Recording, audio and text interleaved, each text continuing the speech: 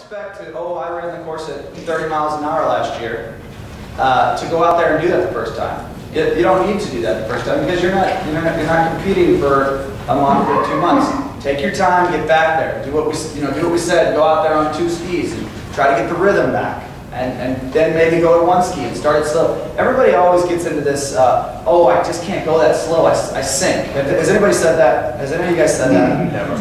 We're not talking about the dads because we know the dads have all said that. Okay, that's crazy. When you're sinking, you're learning how to ski. When you're sinking, you're in good position. You're going to be in good position. Okay? I weigh a lot more than all of you guys do, and I can go out there and run the course at 15 miles an hour on my slalom ski. So if I can do it, I'm sure that all of you guys can do it, and that goes for you too, dads. All you guys too. Sinking is not a bad thing. If you're sinking, you have to stay in good position to keep skiing.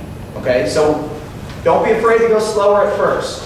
Go slower, and you'll progress a lot faster. Can we videotape that at 50 miles an hour to see you? I want to see that. No, but I will videotape Dave. Yeah. We'll use it. We can hear it better. Joe video. Yeah. You know how you said that you can get really practice if you want for that competition? Which ones do they actually judge? Do they judge all of them? So when you ski in a tournament, you can only ski until you miss the buoy or you fall. So if I go around 1 ball and I miss 2, my turn's over. It doesn't matter if it's your first pass or your 6th pass. Yeah. So if I started at 30 miles an hour and I go around 2 balls, I only get credit for 2 buoys. That means you get credit for 2 buoys at the slowest speed. Yeah. So the slowest speed is 15 miles an hour. So no matter what, even if Erin's a better skier than that, that's what she gets. So it never hurts to go down a speed. It's really important at a tournament to get your first pass all 6 buoys. That's like a really, really important thing to do. So because if you get your first speed at 24 miles an hour, you then get the buoys for 15 miles an hour, you get the buoys for 17, 19, 21, all those under. So even if you get 1 buoy, you still get the, like let's say you got all buoys at 26, 28, then you mess up and then you get 1 buoy at 30, then you still get all the points of our... You still get all the buoys under that. Yeah. Right. And you get all the buoys for 15, 17, 19, 21, 23. The lowest starting speed for every person for all ages, as now USA Water Ski set it for 15.5. So it doesn't matter how old you are, anybody can start at 15.5.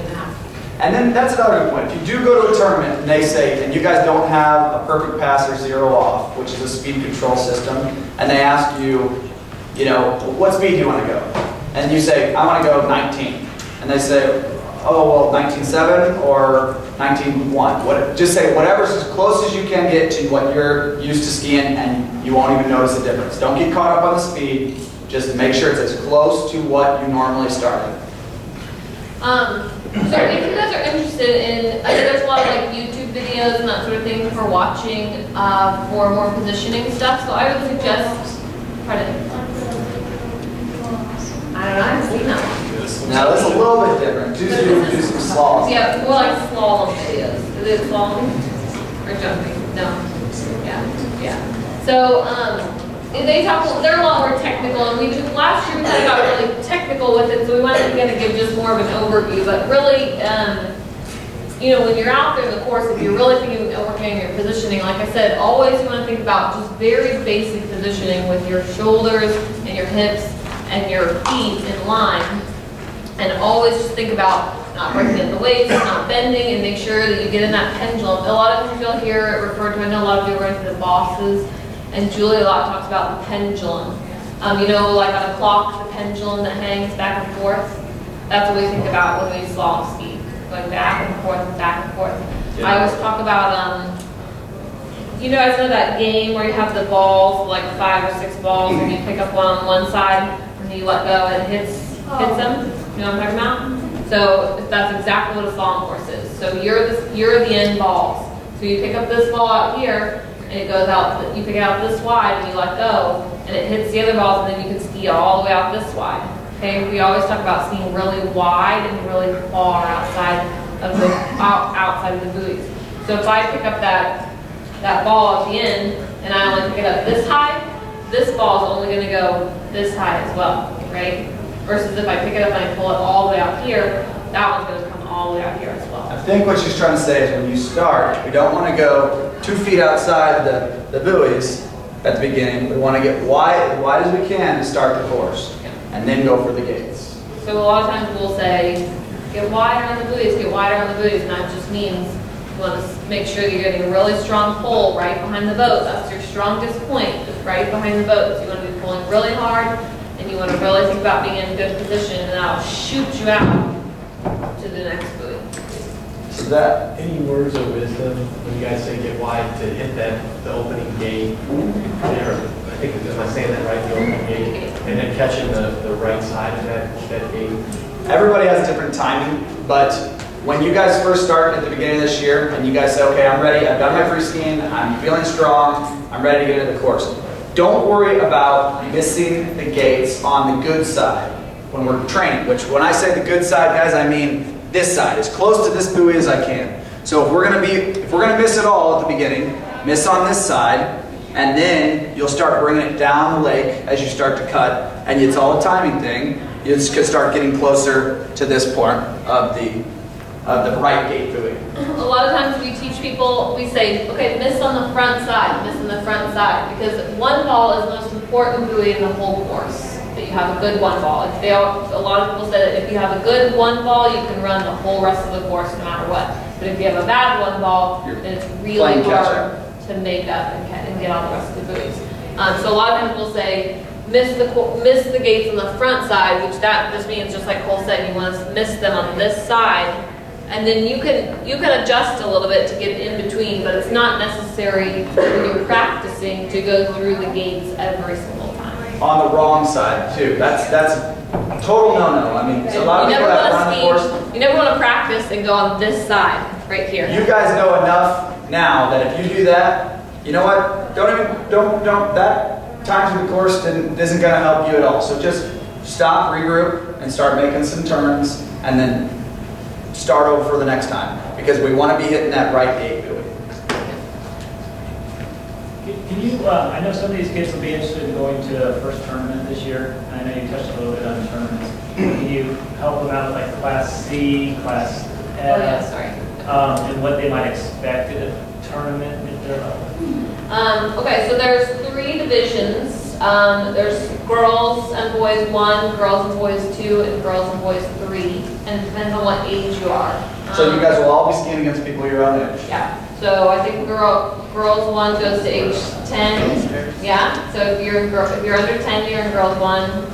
Girls 2 is 10 to 13 or 14. Anyway, and then girls 3 is 14 to 17.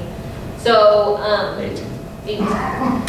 So there's what's called a Class C tournament, which is a regular tournament, and you get credit towards your national ranking, or maybe someone's going to regionals. I know like Ashley skied at regionals this year. So Jack. And Jack, you skied at regionals, right? And that's because they skied at these Class C tournaments, and they got them credit towards skiing at the regional level and then at the nationals level. You also have the option to ski Class F. Which is called the fun class. What that gives you is 1 miss. So if you make a mistake on your first pass, then you can continue on and go through the course and have a redo, if you will, a mulligan. But that doesn't allow you to get placement to go on to regionals, nationals, and further on. And if you do decide to ski in the fun class tournament, which you get 1 miss, so say I go and I accidentally miss 1 ball, I still get credit for going around the green buoys. You guys know the green buoys, the mini course. So you get a half a point for going around the green balls and a whole point for going around the red balls. And then you get 2 points for going through the gates. Yeah, and you can only get 2 up and down, right? If you ski in the fun class tournament, you only ski against people that are in the fun class event. And if you ski in C, you're only skiing against the people in your division in C. Qualifications, I know Brad wanted me to touch a little bit about qualifications for the junior team. I know that some of you guys know that we have a Missouri Junior Elite team and a Missouri Junior Development team. I'm the coach of the team, and then Rich Green is the coordinator. We have a week at ski school every year that the elite team gets to go to. You can qualify to be on the elite team. This year, Ashley, Claire, and Jack are on the elite team. And they skied in a tournament as well, a regular tournament, and then they skied in state. And then also we have Olivia and Madison and Ella are on the development team. And they have a 3-day junior clinic where I will go down and coach all of them as well. And they skied in, I believe, maybe one tournament, maybe state. Well, and the top 2 of each division make the elite team, and then the development team is what? I don't know.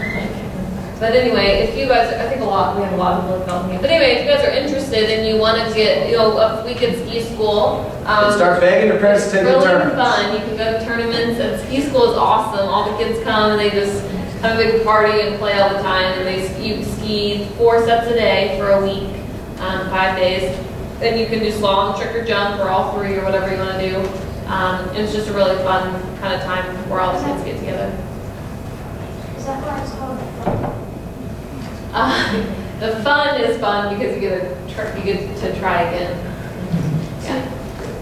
Do you have to, I guess when you go to the tournaments, do you declare whether you're doing the F before? Okay, so they know. Okay. Right.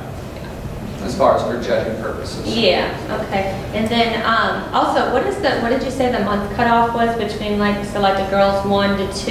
Is there a...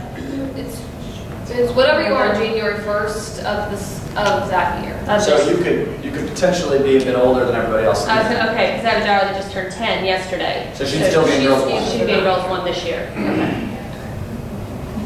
So, Which is good. How often is the